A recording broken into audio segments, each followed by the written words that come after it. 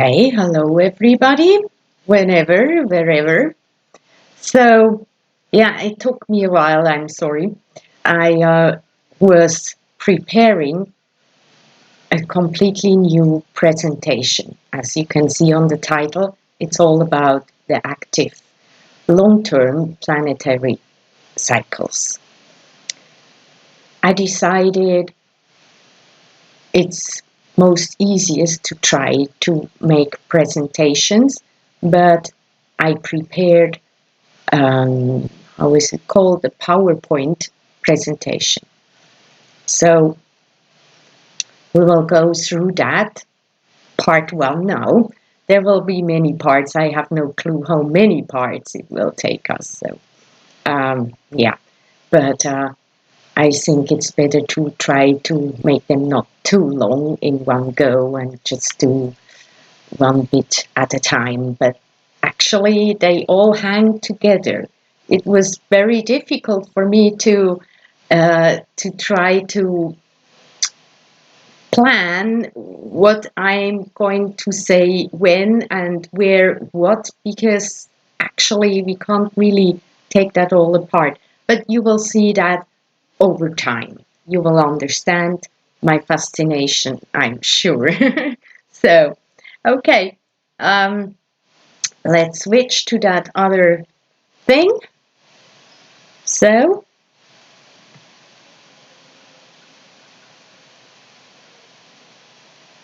voila. Okay, now I have to go there too. So, yeah. By the way, this photo here I made through a telescope at Astro Park here in Chiang Mai, and so I just enlarged it a bit. So I'm very happy about this photo. The same about the moon. Voila. So yeah, active cycles. It always means when we talk about the start of a new cycle, it means that two bodies are in conjunction at the exact same degree, minute, second, right? But we can say we are at 0 point there, right? But it also contains the full previous cycle, yeah, the whole 360 degrees of experience we made during their cycle. And when we talk about the aspects, which are the geometrical angles, they are parts in between such an evolution within the cycle. So I hope that will just click here. Yeah, I thought it's maybe time to have a little bit of an overview first, so that you can better understand what we are talking about here. So these are our nearest neighbors, yeah, Mars and Venus, Mercury, we know all that, right? Here is the asteroid belt, and Ceres is called like the mother of asteroids because she is the largest of them. But there are several others you will see in the next slide. So that asteroid belt is in between Mars and Jupiter. Yeah. Then we have Saturn, Uranus, and Neptune. And then we come to the Trans-Neptunian part, yeah, which is marked by the Kuiper belt. And Pluto is the ruler here, right? And you can see here Eris, yeah. So that's how far it is, yeah. Now, as you can see, Ceres is by quite a lot larger than Vesta. and Pallas and Hygeia, which I just recently, as you know, started to work with. And here is a picture of Juno. She is about the same size as Hygeia, but I couldn't find a picture with her in as well. So, and here are the glyphs that you sometimes can see when I post the charts.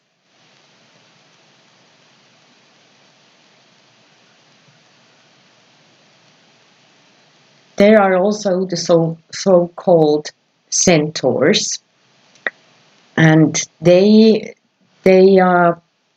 orbit in between here, usually around here. Some they come down to Saturn, even Jupiter, but most of the time they are around here, yeah, in this region. And they are called centaurs because they act or behave like asteroids, but sometimes also like comets. And so it is they are not just one kind. So that's why they are called the centaurs. And we have also a constellation that is called Centaurus. And it's, you see, it's going like over, kind of like protecting the Southern Cross groups. So, Chiron is probably the most famous of the centaurs, but we will talk about him in other presentations when we are talking about some of his cycles. But today we are going to talk about Trans-Neptunians because we will start in the far back, like with the oldest, really long-term cycle. Because the one of Earth we already covered in previous presentations. So here are the largest trans-Neptunian objects. It's, of course, it's Pluto with his many moons, Eris, which is not much smaller than Pluto. We have Haumea, very interesting, yeah, that looks like a fried egg, yeah. So, at least in this picture. And she got a ring. Also, some of the centaurs, they have rings. So, Maki, Gong Gong, I have not used yet. So, I don't know actually much about him. I think one of the most recent discoveries. Huawar, Sedna, and Orcus. These two here, I do not really know either. So, today we are talking about Sedna and Eris most of the time. So, but I would like you to show you a bit about the orbits, yeah? So, it looks a bit wild, I know. We have here more the planets and the dwarf planets, yeah? I try to, oops, enlarge that a bit. Well, it doesn't go so smooth, yeah? So you can see here our inner system. Here in red is Ceres, and then we have here Jupiter, Saturn, Uranus, Neptune. Yeah, the yellow and blue. And then the red ones here, the outer ones, that are all of some Trans-Neptunian objects, yeah, TNOs. So, and then on this slide, this picture, what did I do now? So, we can see some of the centaurs. Yeah, there is Pholos here. You can see here in gray here, you would see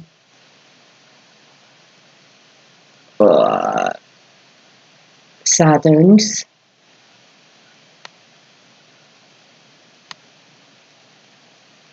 orbit, and so Pholos is really overlaying or crossing it. And here we have Chariclo, we have Nessus here. This one, Chariclo, is more inside and very round. So there are different shapes, and as you can see, they kind of connect the outer planets, and they cross like Neptune's orbit, yeah. And this one here is Pluto's orbit, so you can see this one is getting crossed too, and he crosses Neptune's, yeah. I studied their cycles a lot. There is a page on my website just only about that.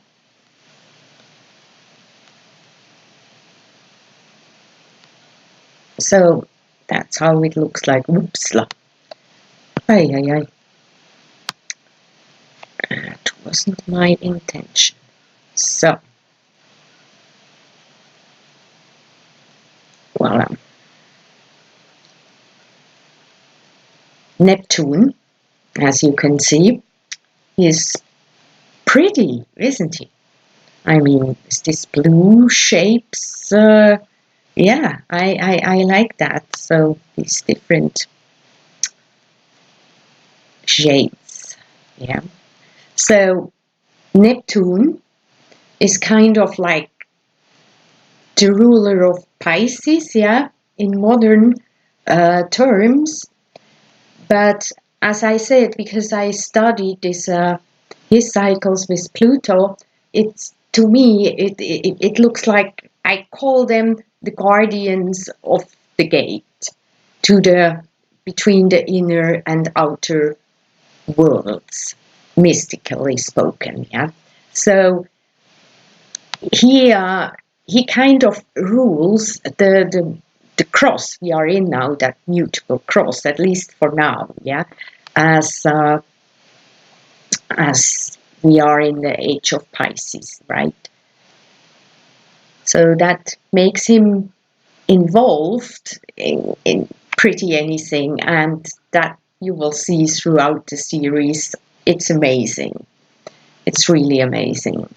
So, and he rules all waters, all liquids, the ether, anything that flows, if you want.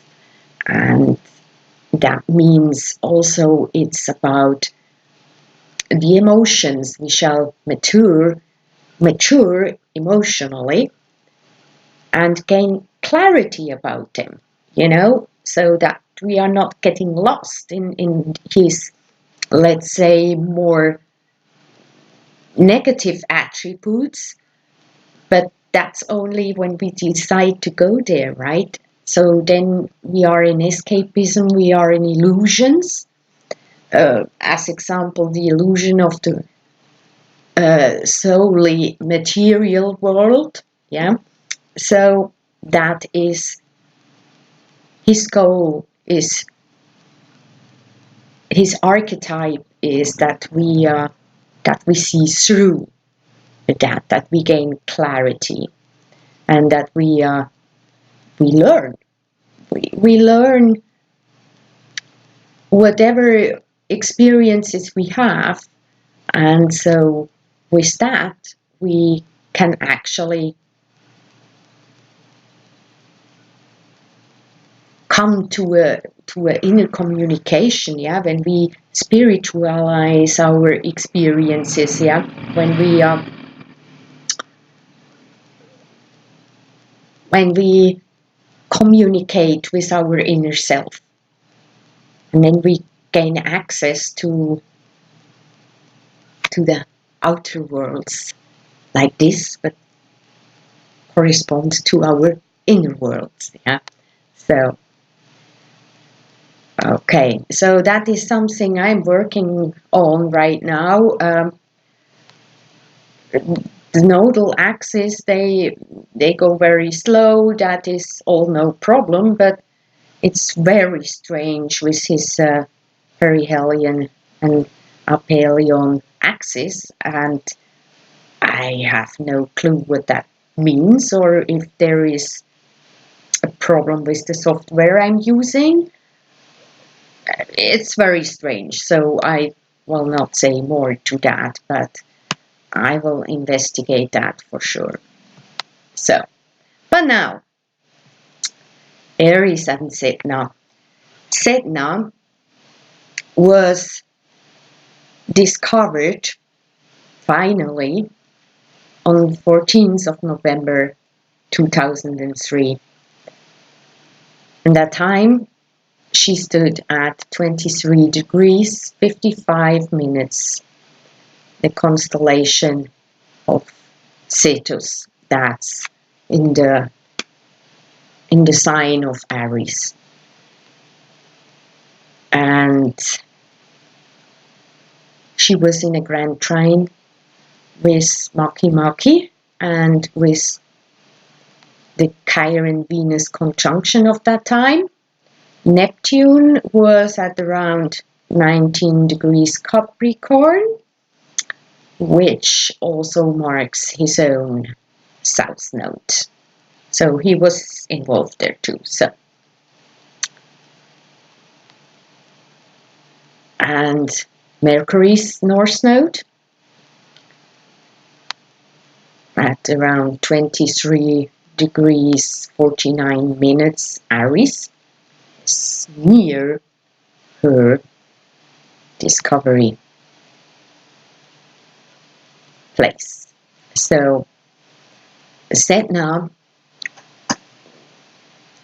is talking about new beginnings when we look at this, when the exiled, yeah, to bring that back, meaning the self, meaning possibilities, that we are more aware and integrate the feminine principles, yeah. And that means that we include the unlimited possibilities that we don't know. It's kind of the unknown, yeah. But she also addresses themes of betrayal, which do not solely manifest as by other people, but also where we betray ourselves, or where we lie to ourselves.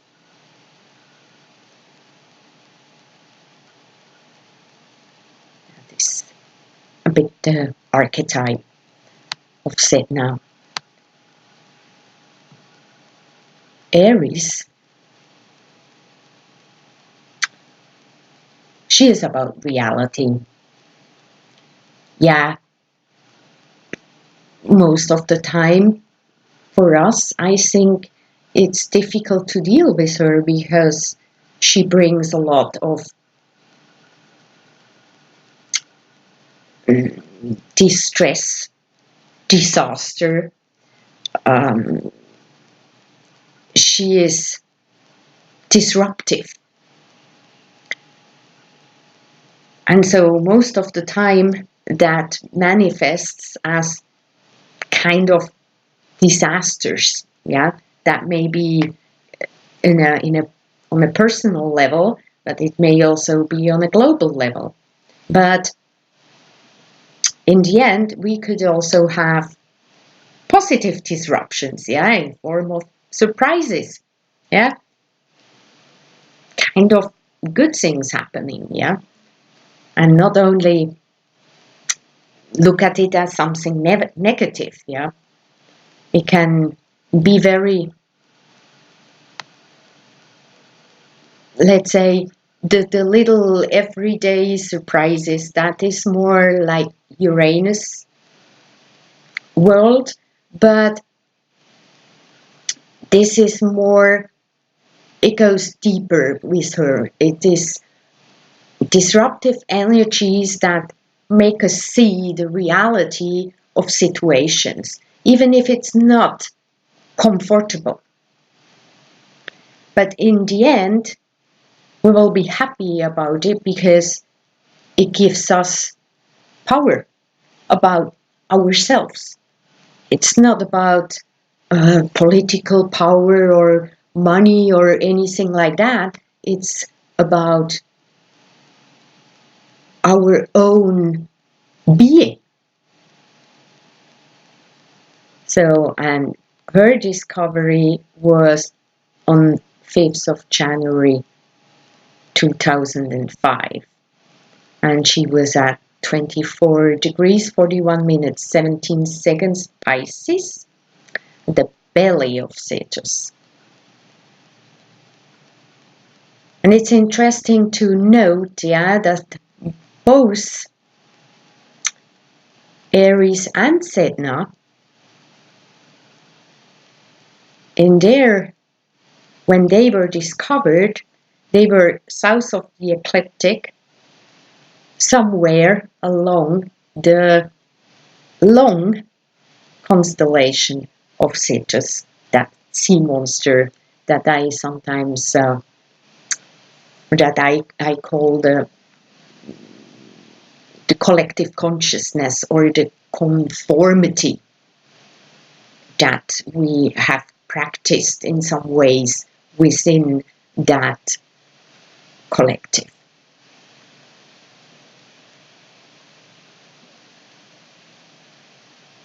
So also Neptune, he didn't go very far in this 2 years. So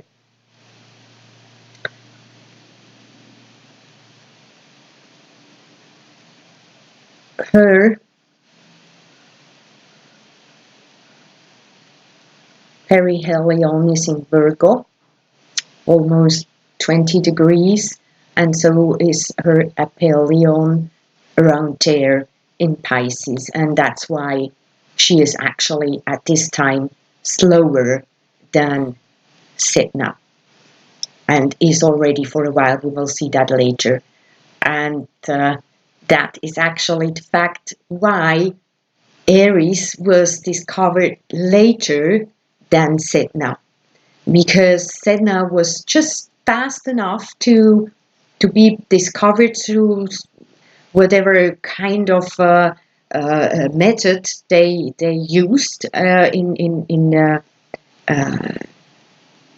in order to find such slow-moving objects. They calibrated their instruments, and so they could detect Sedna, but Eris is slower, so they couldn't see her yet. But because they discovered Sedna, and when they calculated her orbit, they could see, okay, we may have to adjust our calibration, and so that decision did eventually then lead to the discovery of Eris and some other outer planets. So, very funny. Now the chart of their conjunction, which is still active. active. Yeah, and it's special that it's still active. So they met on 13th of September 1264, and that was at 23 degrees 44 minutes 37 seconds in Capricorn, the constellation Capricorn. So you see, here is Eris, very, very, very south, and Sedna was up here at the ecliptic. So that's here. You can see here opposite we have Neptune, and he is near his north node, and so they are near his south node. The one here is Haumea. The one I said looks like a fried egg on that picture. So then we have some little stellium here. This one here is the galactic center, and this one just underneath you can see the sting of the scorpion. And so this little stellium here is Mercury, Ceres, and Pluto. This one here, I don't remember. It's too small. I need glasses. It's Chariclo. Yeah, Ixion is here. At the moment we have Ixion over just past the galactic center by now.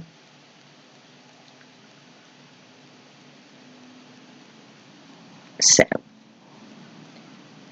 Uranus here, he is over the head of Cetus together with Jupiter. Interestingly, Uranus is now just a few degrees further, also over the head of Cetus.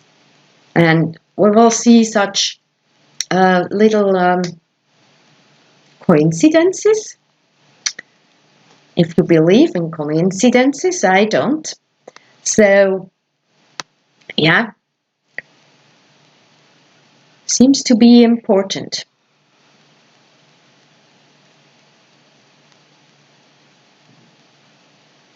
Also, yeah, he is not on North Node, 2 degrees away or a bit more, but Aries North Node is in this region. Pretty interesting.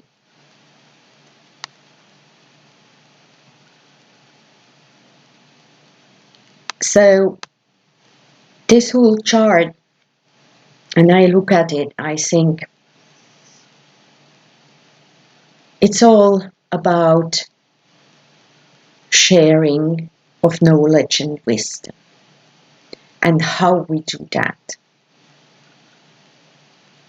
and where we store, or how we store such knowledge and wisdom, and how we access it. So it's about speech, about the written words and their institutions. Yeah, that may be libraries, media we have now, newspapers, the internet, of course, for nowadays. But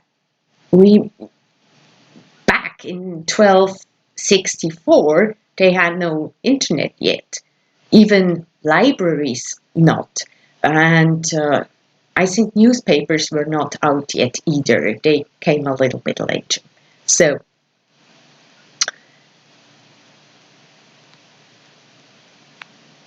when we look at it from this perspective, we cannot forget that when we will talk about some historical data, that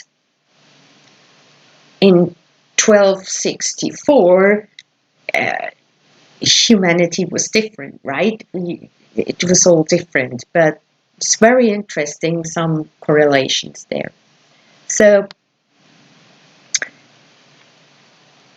over the whole thing, we have to take the non-visible into account. Yeah, that's what we did with the internet. Yeah, I mean, okay, we can access it, but we don't see it, right? So, yeah, we see the little box to get the Wi-Fi or something, but we don't see it. And now there is coming more, right? We have the DNA storage, which is now experimented on as well, but that is a two-way system. It's not, I don't mean only the technology, but we have that within, right? I mean, we have the DNA, and so we can access that and use that information. As we know from science, from many different perspectives by now, we know that it's nothing fixed. It's not fixed. It changes, it adapts. And so we can use it. Personally, everybody for their own, what they have, what they get, as I say, it's a two-way street, a two-way system we carry within us. And who knows, we also know there are information fields out there. There is the Earth grid, there is so much, and there are a few individuals who know how to access certain, how shall I call that, realms, and get that information. But the task is, I guess, that we have that more commonly, just that it becomes as normal as we access the internet nowadays or read a newspaper. So, and including whatever we don't know yet that it even exists. So this kind of openness to whatever kind of possibilities.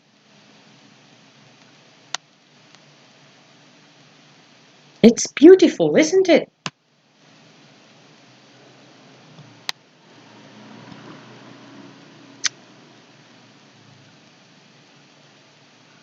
So there is a little bit of a problem. Or a problem. It's just not as usual. I studied their cycles for some time period. Their data are not as much valuable as Neptune and Pluto were, for example. So, but I could trace them back for some time and ahead. And there was always this like about 560 to 600, maybe 610 years, something like that they met. Yeah. But this time, no. I was going through the years and looking for their conjunction, and I couldn't find it. And then I went through again and again and again. They couldn't meet. They came as close as 14 degrees, 51 minutes and 5 seconds, or 50 something seconds in 1921. And then they slowly, they started to increase the difference back, because Sedna became faster than Eris. So, and that will go on, yeah. So it is like we have to relive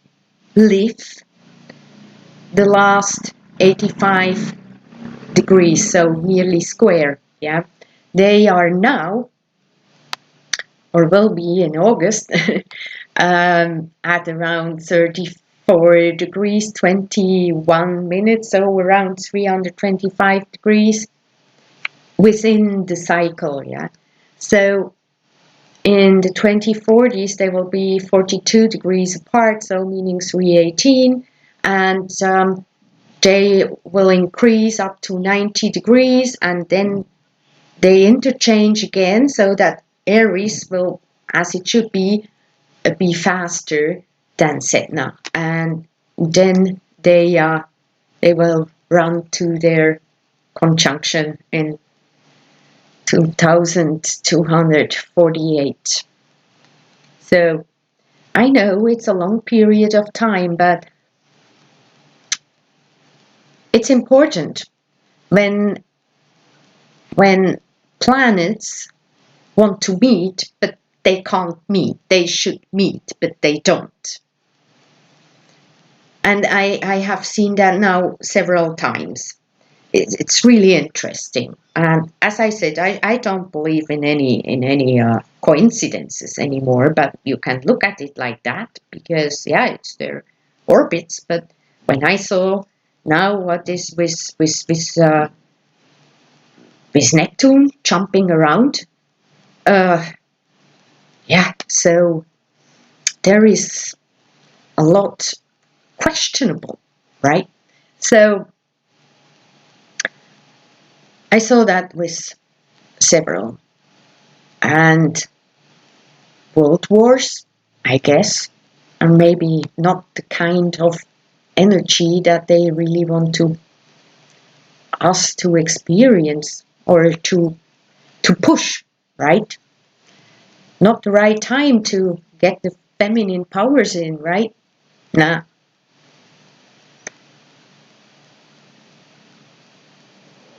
That fun fact here I already told you about.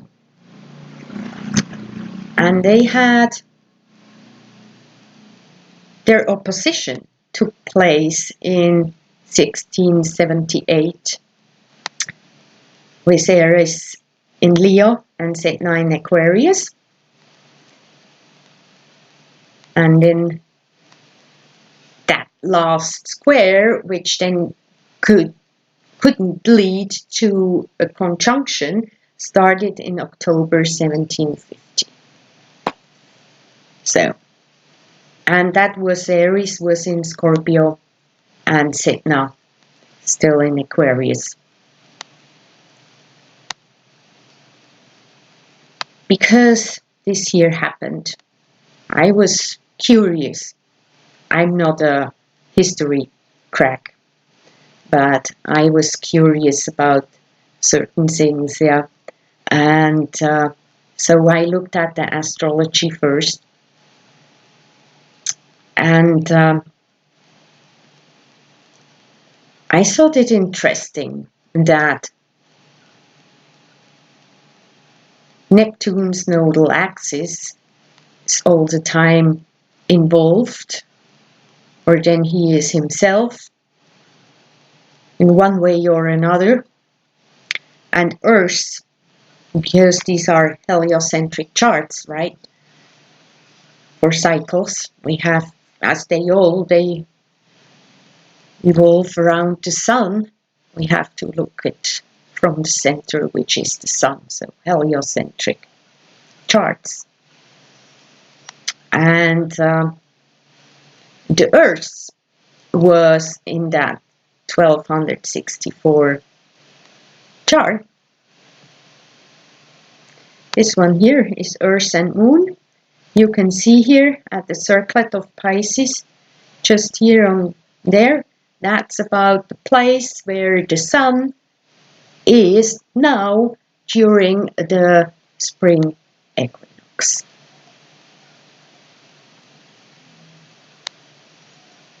So that was the situation in 1264, yeah, where Earth was.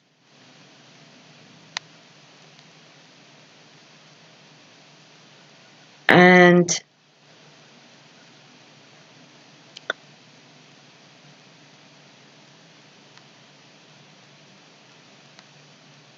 we can see then in 1921, because I thought, well, this is funny, yeah. And, you know, I may be a little bit crazy, but I do things like that. So I thought, that can't be a coincidence, yeah. Because I remembered, well, 6 degrees. Now we are in 42, 43, something like that. And so I thought, well, I remembered that in the 1920s they couldn't meet. So I thought, okay, I go to have a look. And so I was searching with equinox data, right? So, and there wasn't an equinox with them being exactly at 6 degrees, 2 minutes, 24 seconds. Yeah. But you see, I found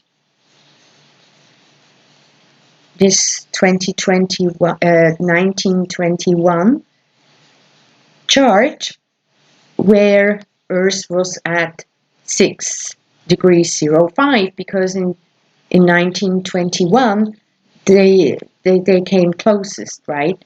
And so I thought that's interesting. I go to look at the equinox in that year, and so it wasn't exact, but Eris was there too. You see, yeah, but not exact yet. So I thought, okay, I want to know more. So I went on and I found in 1924, I found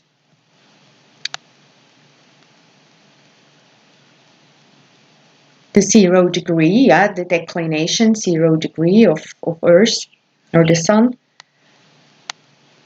And that was at 6 degrees 03 minutes 03 seconds, yeah, 633. And then we have here Aries 6335. So they're very close to their conjunction, just a few hours, a few minutes later. So, and when I was searching for the exact time, you know, I typed in 37 minutes was the time, and I saw this number. Yeah, I thought, oh, I really love it. So anyhow, Varuna is nearby. He will have his conjunction with Aries in 1929, but that we will talk about another time. Yeah, another little synchronicity was, yeah, at least for me here in Chiang Mai, Thailand, yeah, the conjunction or the equinox took place on 23rd of September 1924 at 14:53 in the afternoon. So, and you see here between Sedna and Eris, there are 14 degrees, 53 minutes, and 23 seconds. Yeah, it's so funny. Yeah. So I love such. I do. Now, their next conjunction in 2248 will be that Sedna and Eris stand at 4 degrees, 55 minutes, 4 seconds, again on the equinox axis. And that is really very funny. Really funny.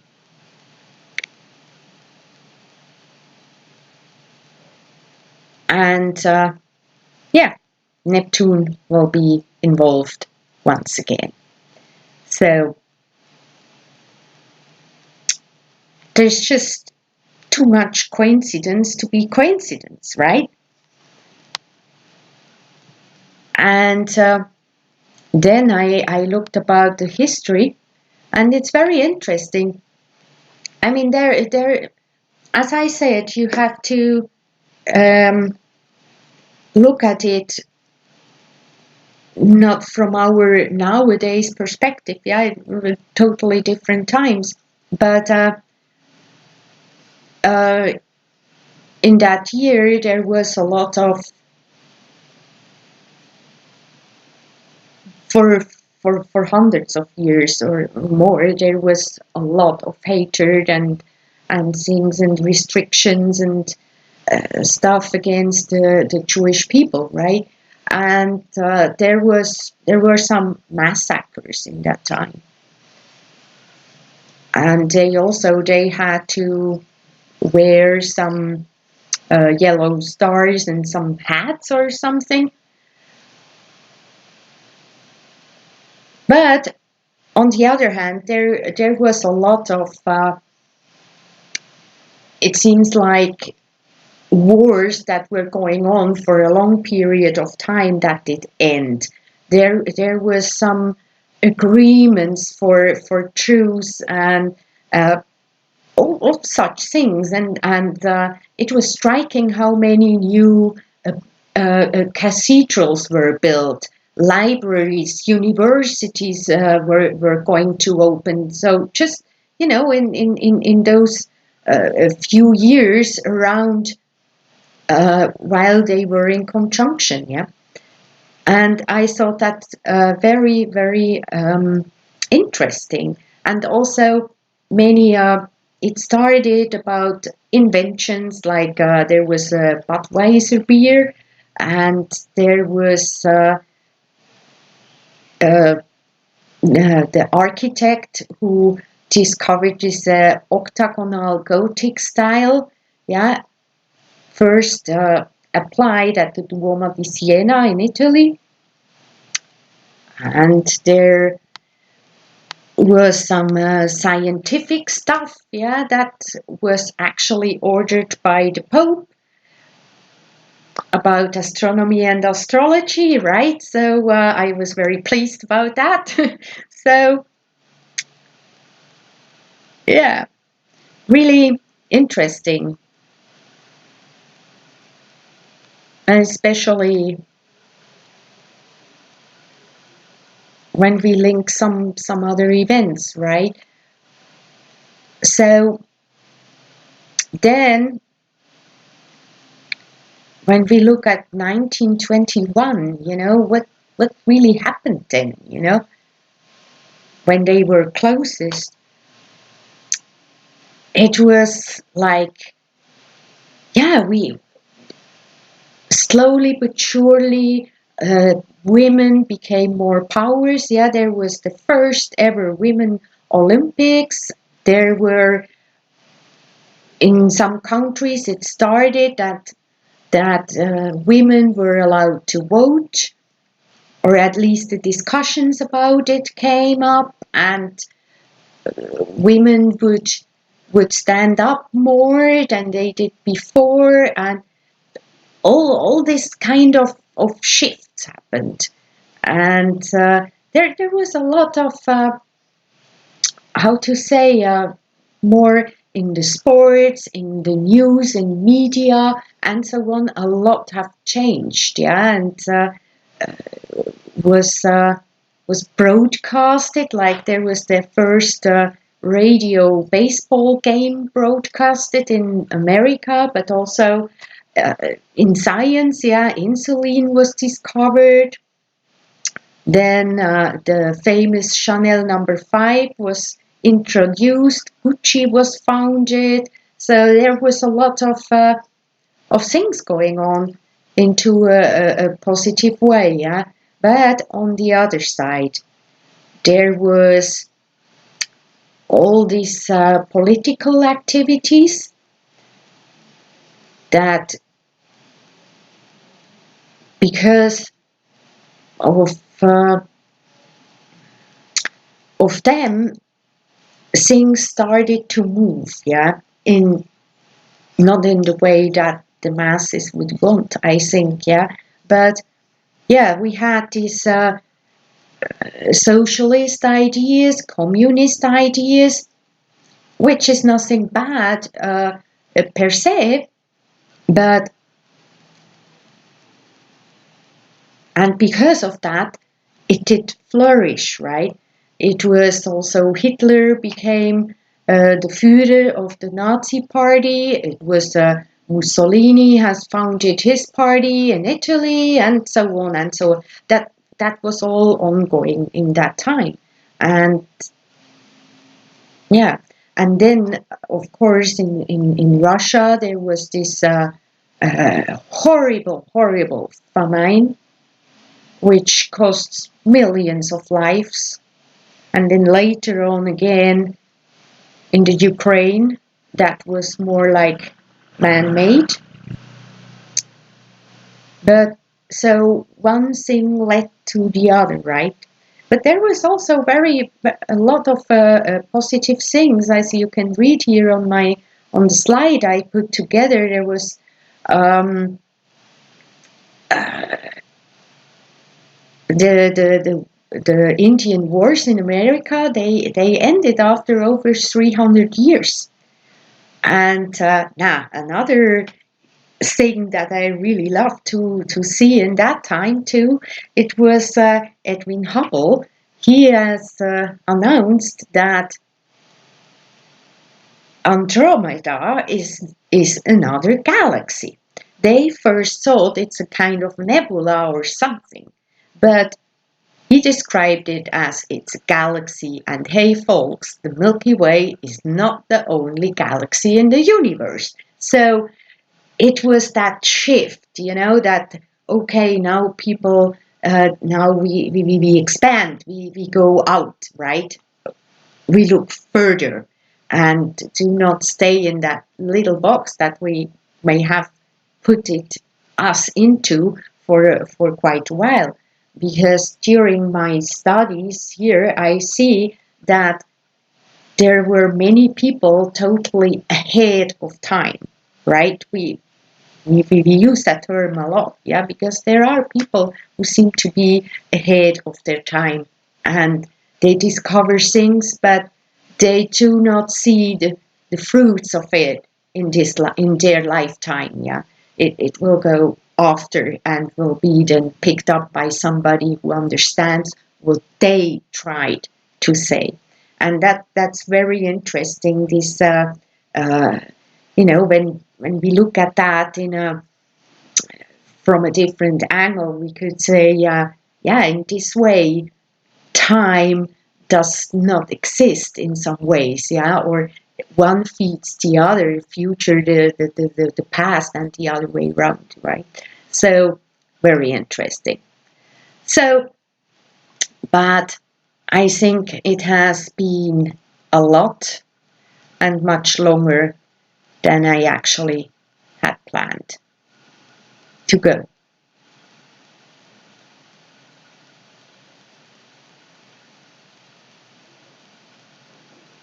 And I hope I'm not frozen in because I don't see anything here anymore. Now,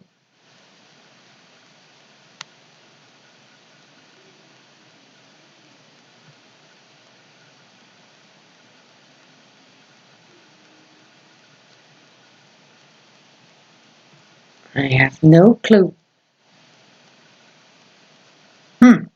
Okay, so we'll see. I will see if it did anything actually or not. So I hope it did. So otherwise I will have to repeat it. So, okay, for now I say goodbye. I wish you all the best and I see you soon again.